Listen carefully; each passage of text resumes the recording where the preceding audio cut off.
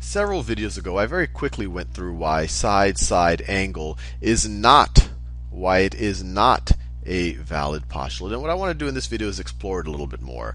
And it's not called angle side-side for obvious reasons, because then the acronym would make people giggle in geometry class, and I guess we don't want people giggling while they're doing mathematics.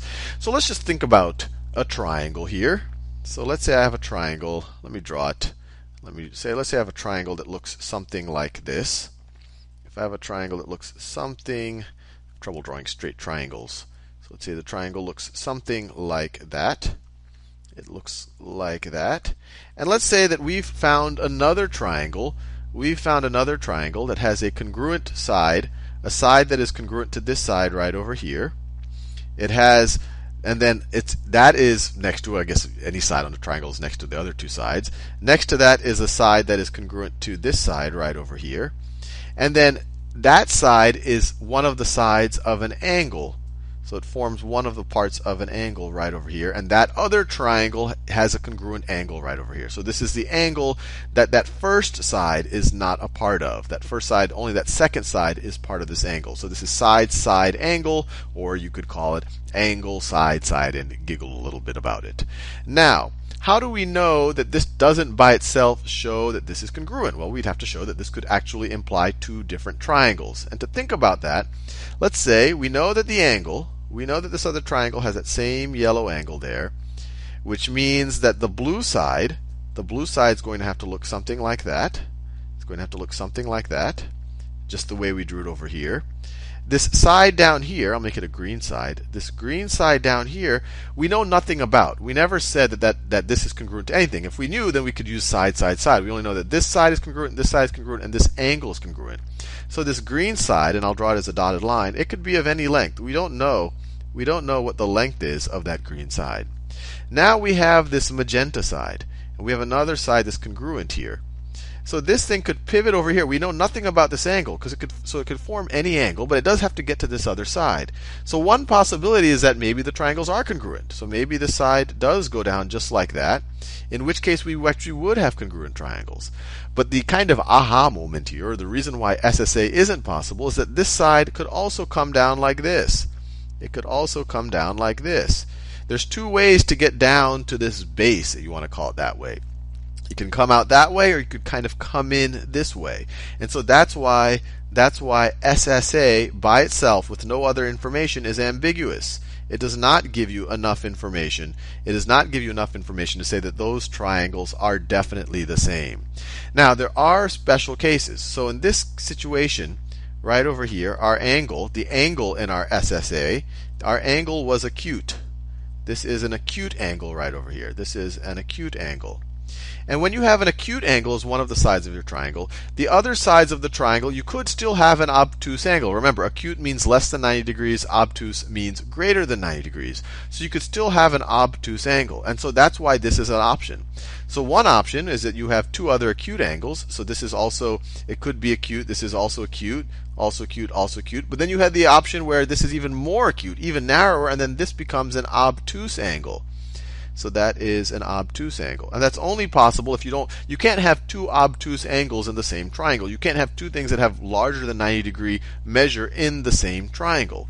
And so that's why there is a possibility where if you have another triangle that looks like this, and if I were to tell you very clearly that this angle right over here is obtuse, if I were to tell you this angle right over here is obtuse, and that is the A in the SSA.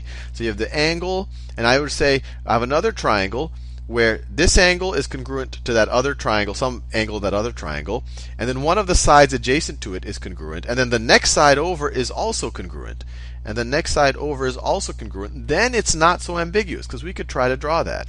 So let's draw that same congruent obtuse angle. Let's draw, we know nothing about this side down here, because we haven't said that that's necessarily congruent, so that could be of any length. We do know that this triangle is going to have the same length for this side of the angle. So it looks like this. It looks like this.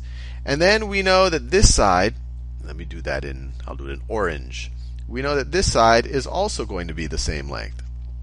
We haven't told you anything about this angle right over here. So this side could pivot over here. We can kind of rotate it over there. But there's only one way now that this orange side can reach this green side. Now the only way is this way over here.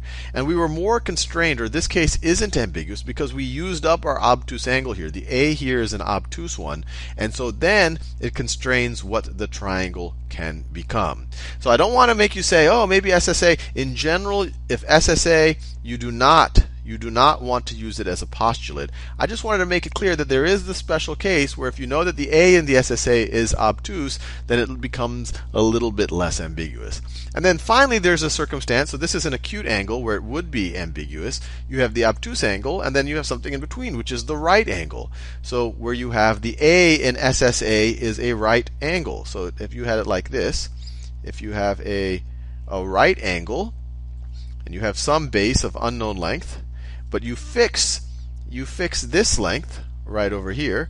If you know that this is fixed because you're saying it's congruent to some other triangle, and if you know that the next length is fixed, and if you think about it, this next side is going to be the side opposite the right angle. It's going to have to be the hypotenuse of the right angle. Then you know that the only way you can construct this, and similar to the obtuse case, is if you know the length of this, the only way you could do it is to bring it down over here. So that actually does lead to another postulate called the right angle side hypotenuse postulate, which is really just a special case of SSA where the angle is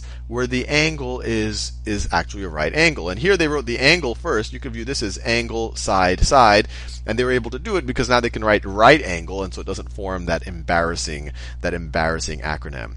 And this should also be a little bit common sense, because if you know two sides of a right triangle, and we haven't gone into depth in this in the geometry playlist, but you might already be familiar with it, by Pythagorean theorem you can always figure out the third side. So if you have this information about any triangle, you can always figure out the third side, and then you can use side, side, side. So I just want to show you this little special case, but in general, the important thing is that you can't just use SSA unless you have more information.